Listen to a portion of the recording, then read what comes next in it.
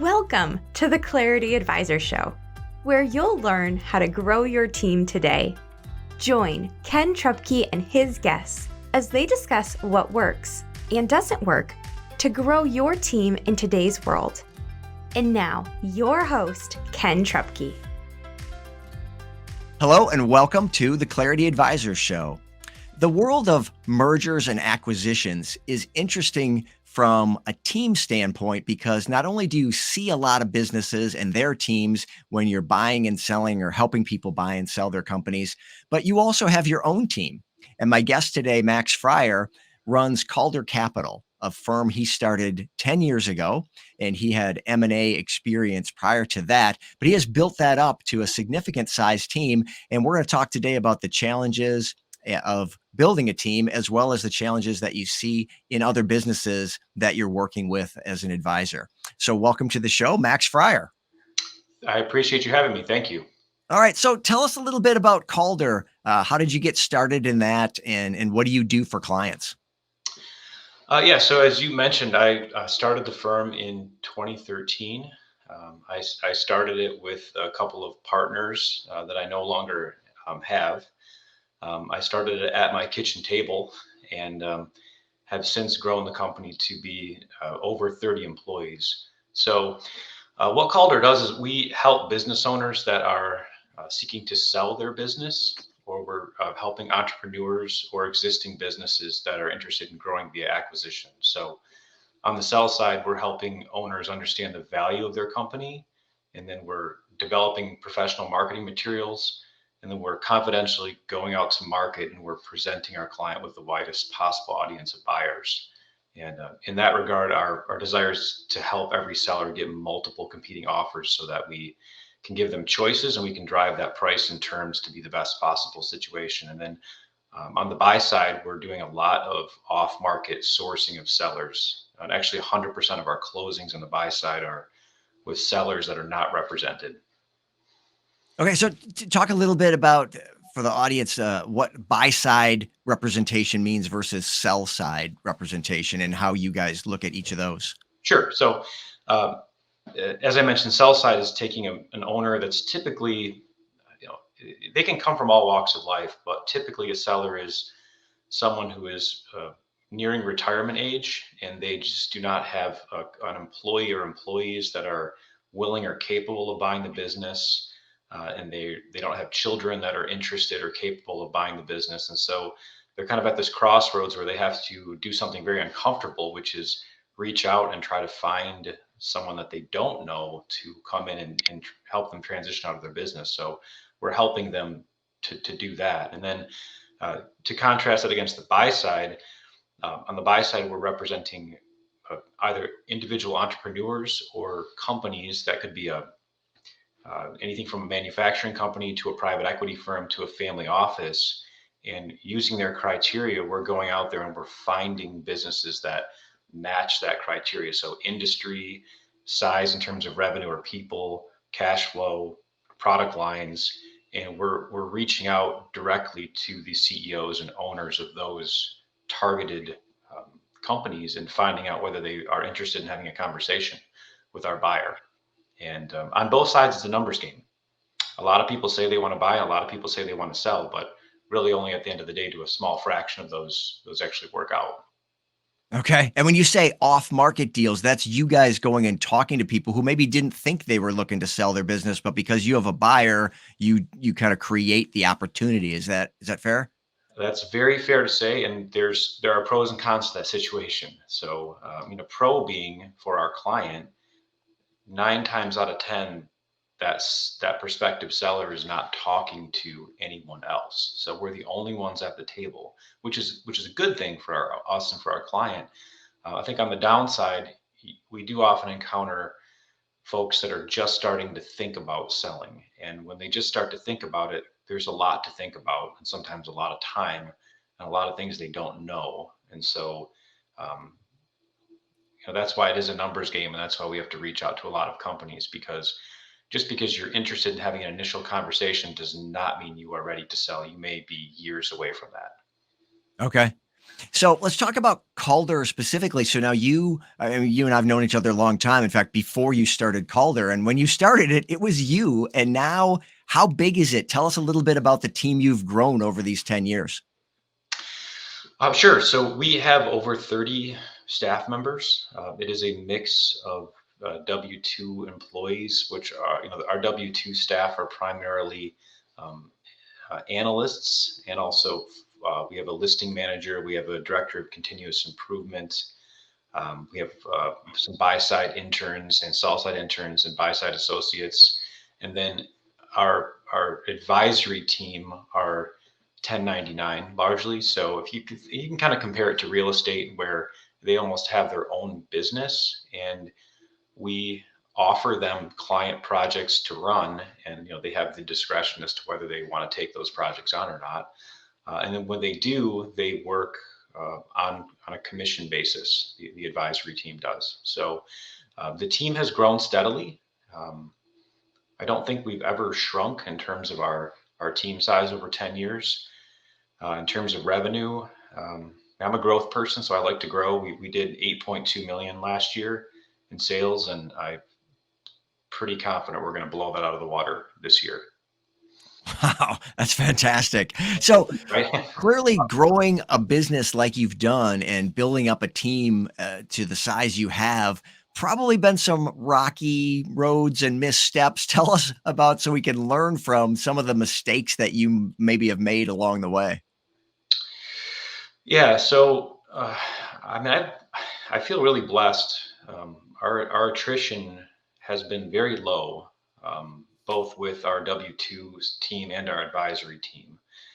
Um, and I can talk about why I think that is. But if you're looking for me to talk about things where we've kind of made some blips and errors, the number one story that sticks out to me is that in 2020 we hired an analyst, and he was very good, extremely hard worker, and just kind of quiet and diligent. And if you've read The Crucible, I would compare him to Giles Corey. Giles Corey was the guy who they were stacking rocks on his back and trying to get him to admit something, and he wouldn't do it. He just kept saying more weight, until he died. And we kind of kept stacking rocks on this analyst, and he just very quietly kept taking on more and more. And then he put his 2 weeks notice in, and upon reflection, I think we realized that we just, you know, I'm not saying it was fully on us or fully on him. I mean, he didn't say anything, but we put too much on him and we burned him out. And that stuck with me because our culture is hard driving and hardworking and grinding, and that's a lot of fun. It's a ton of fun to have a team working really hard towards goals, but we have to be careful. Everyone needs some sort of balance, and we have to be respectful of being able to blow off some steam. So take some days off, make sure you hang out with your family, make sure you hang out with your friends, make sure you go to the bar if that's your thing. Go out dancing, go camping, whatever it is that lets the air flow through your brain and recharges you. And I think it's particularly important because our our industry tends to attract people that are they are high earners, and they're very driven, and they tend to be workaholics. Okay. So I want to give you a chance to flip that around then. So Sure. what are some things that you feel like you've done really well in building a team? Because again, you don't get to the size you are without some really intentional right steps. Yeah, and I would say if you look at the mergers and acquisitions or investment banking industry broadly, there's I think a moderate amount of um, turnover. So you'll have advisors leave and join other firms. You'll have advisors leave and start their own firms. And if you think about it, there's not a tremendous amount of barrier to entry to our business. I mean, you don't need a lot of overhead. You essentially need some experience, some connections, and a laptop, and you can do this business. So I've thought over the past, probably of the 10 years, probably the past 7 years, thought really hard about, how can I help our team out and at the same time create, you know, a culture where people stay and don't leave, and create some barriers to entry, at least in terms of being able to compete at the scale that Calder is. So what are those? I think the biggest item is that we've systematized and automated a lot of our administrative and our marketing processes. So what does this mean? If you look at a traditional M&A firm, even today in 2023, they are still running their back office in a very manual way. And so there's a tremendous amount of research, manual research that goes into finding buyers. There's a lot of manual labor, even in terms of emailing non-disclosure agreements, tracking whether you got them back, filing them, emailing out marketing materials to your clients, keeping an Excel sheet, tracking who you've talked to, who you haven't, trying to remember who you followed up with. And the result of that is that, most individual project managers kind of get overwhelmed at 3 or 4 clients. And so what we've done at Calder is we've entirely automated all of the NDA, all of the marketing materials, all of the follow-up, to the extent that our advisors are following up 8 times with every buyer, text message, voicemail, emails, but it's actually just a CRM doing all the follow-up. And I didn't realize this at first when we built this. In fact, I built it because I was trying to scale my own personal efforts and not actually scale a team. I didn't want to deal with any of that administrative stuff myself. But what we found is that probably less than 10% of qualified buyers that sign NDAs, look at materials, seem like they could be a good fit, are actually going to make a serious move. And so what all this automation has resulted in is we're really spending our time with only a small number of buyers per deal, but those are the ones that are very serious. And the rest of them, we're professionally following up with all of them, but we're actually not spending a person's time.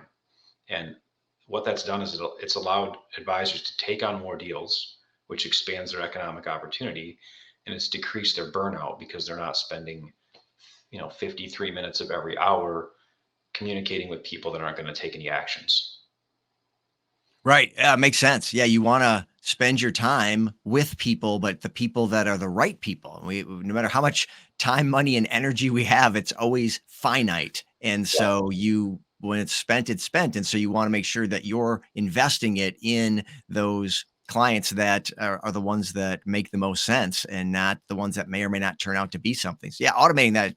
I love that you said you did it to leverage your time. Yes. And then it's just folded into the team. One quick side note too, for people that don't know, NDA is a non-disclosure agreement that you get signed typically. Well, you just tell us what is the NDA and how does it fit into the process? Yeah, I mean, so one of the reasons we've automated our requests for signing a non-disclosure agreement, and then if a buyer doesn't sign it the first time, we follow up with them numerous times to try to get them to sign it, is because that's a critical document that all buyers have to sign before we would even consider releasing confidential information. So, for example, when a buyer requests, the marketing materials about a seller, those marketing materials, they reveal they reveal what the business is, and they oftentimes reveal a lot of very confidential information, financial information, operational information,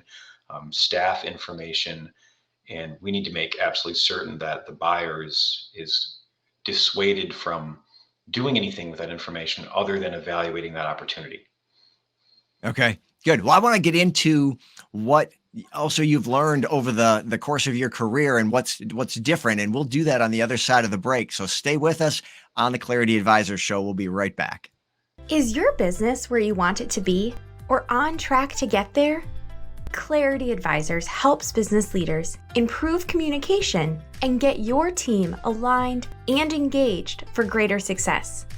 We specialize in helping you streamline your sales and operating systems to improve efficiency and grow your profits.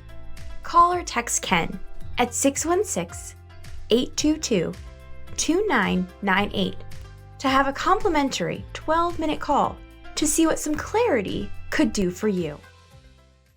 Okay, we're back on the Clarity Advisor Show today, talking with merger and acquisition, or M&A, as the cool kids say, advisor Max Friar from Calder Capital. So, Max, over the last, you've been in this business 18 years and running your own firm for the last 10. What's different today about building a team? What have you learned, and what adjustments have you had to make?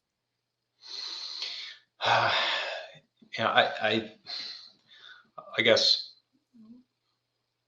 back when I started in mergers and acquisitions in 2005, you know, it was we didn't have email on our phones.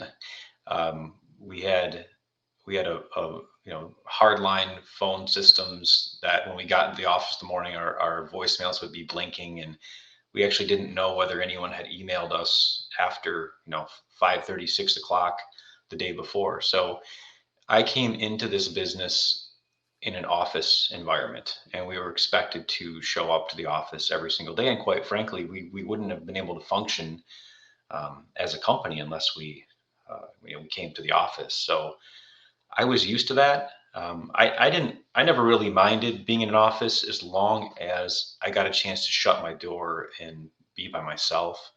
One thing that always bothered me personally about the office was kind of excessive water cooler talk. You got the folks that kind of come stand in your doorway and just waste a bunch of time. And I've always had the personality of, if I'm at work, I'm at work. I'm not here to chat. So um, I think going forward, when I started working at my second firm, there really wasn't an office requirement. We could come to the office if we wanted, or we could work at home. And I actually, I had small children and pets, and I also lived 30 minutes or so from the main office. And so I spent a lot of time working at home, and I set myself up to work at home, and I really enjoyed a balance. And I think that was critical to learn that because, you know, I've always treated the team like that too. It's been, as long as you're getting your job done, um, I don't really care where you're working. And that's been really beneficial for two reasons. One is that when COVID hit, it really didn't affect us. We were already operating in a very decentralized way, and um, I mean, we grew tremendously when we went from 23 deals closed in 2019 to 40 deals closed in 2020. At the peak of COVID, and I think that's largely because we had inventory and we had people focusing. But I think that I've tried to look at all the team members individually and tried to bring in people that are personally responsible and motivated. And I think when you find those people, they don't need to be managed, and they don't need to have to be a certain place at a certain time. Yep, absolutely, that makes sense. And everybody's an individual, and you got to treat them as individuals. And it can be tough as the team grows to keep track of the different personalities and behavior styles of each different person. But it's critical that you do that, because you can't do just a one size fits all. And you're seeing that with your team at the size that it is. So, Max, what would be your best advice then from your experience for leaders that are growing their team today? Yeah, I think that teams are individuals, so understanding their personalities and aspirations is critical. Not everyone wants to work in the office or at home all the time. Not everyone wants to shoot for the moon. I think people have different levels of energy, and their energy levels ebb and flow depending on the time of day or the season. And understanding that good people want to contribute, and they will contribute, and they'll work really hard, but they have to have a chance to recharge. And I think you have to have a respect for how their energy ebbs and flows. And I'll give a maybe an almost an embarrassingly personal example. So for whatever reason, my daily cycle is that I get really tired probably around 2 or 3 p.m. every day. I just, for some reason, the flame burns out and I'm done. And I'll oftentimes, and I'm very blessed to be able to do this, but I can take a 10 or 15-minute power nap, and my brain is entirely recharged, and I can go for I could go for 5 to 7 more hours after that. Now, that's not really a healthy work-life balance, but I can do that. And so I guess what I've realized is with M&A and with any business, I mean, it's stressful and you have to let people hide sometimes and recover. And I think the other thing I'd say on this is that that's assuming you have the right people. If you make a mistake and you bring someone on board that isn't a cultural fit or isn't a fit for their role, I think that moving on as quickly is important. And I think this is advice you've heard from many people. You don't want to let the wrong fit, and kind of leak into the rest of the company, right? And I think that there are really positive ways to do that. I think sitting down with a person and having honest conversations about performance and fit and helping them understand more about themselves and what better roles might be for them is maybe it doesn't seem to be the way that companies go about doing it, but that's the way that when we have that once in a while we have that person that doesn't work out, we actually try to help them move on to something that makes more sense for them. Yeah, we say on the show and talked to a number of guests about this that when someone doesn't fit, it doesn't make them a bad person. It just makes them a bad fit. And you're not really doing them any favors to figure out ways to keep them around once you've recognized that it's not a good fit. Like, let's help them go get put somewhere that's a better fit. They're going to be happier. You're going to be happier. Like, it's truly the win-win. And keeping them around, they're probably miserable, whether they necessarily acknowledge that consciously or not. There's some element of dissatisfaction and discomfort for them too. So let's get it on the table and make sure, because we can, if we're not mad at them, if they're not a bad person, well, then we can be friends and be helpful to each other. And let's get them somewhere that can be more successful. There's no sense keeping people around that aren't a good fit. But it's recognizing that can be challenging sometimes as a leader, and knowing that now I'm going to have a hole and I'm going to have to fill that, and thinking about but that's all about you. Now instead of being of service to that person who needs to move on, now you're thinking more about you. And again, that's not helpful to them and ultimately to your business as well. So And yeah, if I could appreciate that. if I could just say one more comment on that, it's I think it's especially true there with a lot of young people that are coming out of college. They tend to sometimes have an idea of what they should be doing, and so they go that way, and it's they're not satisfied with it. It's clear in the work product and the energy level, but they also don't know what they don't know, right? So a lot of them tend to think like, well, I guess this is what work is, and I guess it's important. I've had so much fun finding through a lot of mistakes. We didn't talk about prior to M&A. We don't. That's beyond the scope of this conversation. But I had 5 jobs in 5 years after college, and it's because I just couldn't. I wasn't finding the fit, so I was just leaving. And then I did, and it's unfortunate. I think that some people kind of get stuck in things that they aren't a fit for and end up staying there. And I'm personally of the belief that there are jobs that can energize every personality.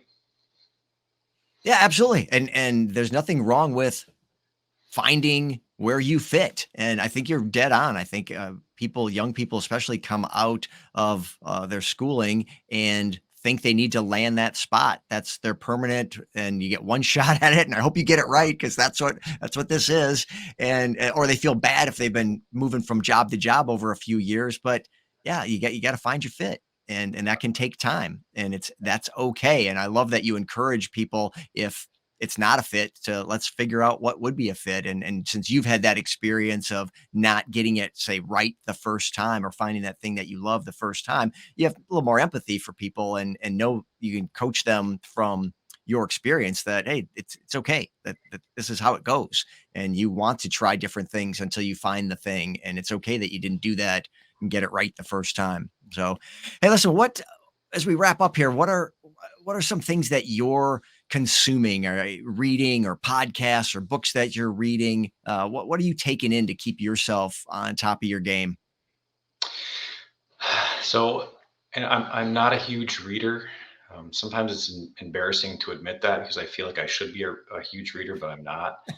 I've spent probably late 20s to early 30s. I'm 42 right now, so this is over 10 years ago. I went really deep down the personal development rabbit hole and just consumed a ton of like Jim Rohn and Dale Carnegie and Tim Ferriss. And I go back to some of those, and I still seek out, some of the self-help personal development things once in a while, and maybe I should do it more, but it's just it's good to go back and get a refresher once in a while, but I don't spend a ton of time with it. I feel like it's really helped me. And there's a couple of core things that are just stuck inside of me, from that time. Then probably 8 years ago or so, I kind of had some spiritual development, and I read a lot of, he's a Catholic priest by the name of Anthony DeMello. And he's not necessarily, talking from a Catholic perspective. He's almost talking from a worldly perspective. And he, from a spiritual side, really hit home with me. So, I mean, the truth is most of what I listen to now is financial related. I'm still very big into Bitcoin and cryptocurrency. And I spent a lot of time listening to what's going on in the financial markets. Just really because I'm curious in it. It's interesting to me. And also, I think I need to keep up on what's happening as it relates to how it's going to, impact our business. Yeah, absolutely. And I know a common question that you get from both buyers and sellers is what's going to happen in the economy, and is now a good time?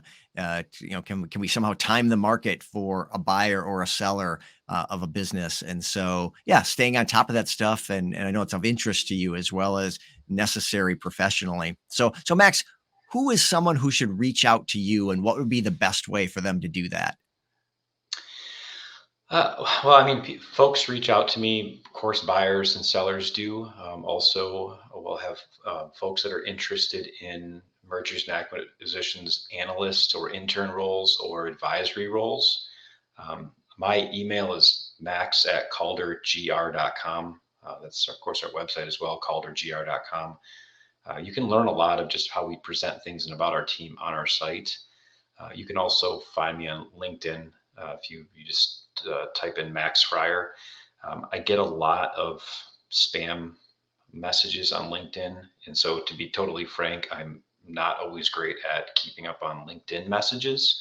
So really the best would be to email directly. Okay, excellent. And we'll get the book recommendations in the show notes as well as your contact information. So, well, as always, I enjoy catching up with you, Max. This is a great conversation, and I'm sure people got a better insight into how mergers and acquisition firms operate, and the lessons that you've learned and shared with us were really helpful as well. So thanks so much for being here. It's been great. I appreciate it. Thank you. All right, you're welcome. And that brings us to the end of another episode. So we would certainly appreciate a review on the platform you are watching or listening right now. And we will see you again on the Clarity Advisor Show. Thanks so much, and we'll see you next time. Thank you for listening to the Clarity Advisor Show. Clarity Advisors is a speaking, training, and consulting firm specializing in helping you simplify your sales and operating systems to improve efficiency and grow your profits. Connect with Clarity Advisors today to learn more about how they can help you improve communication and get your team aligned and engaged for greater success.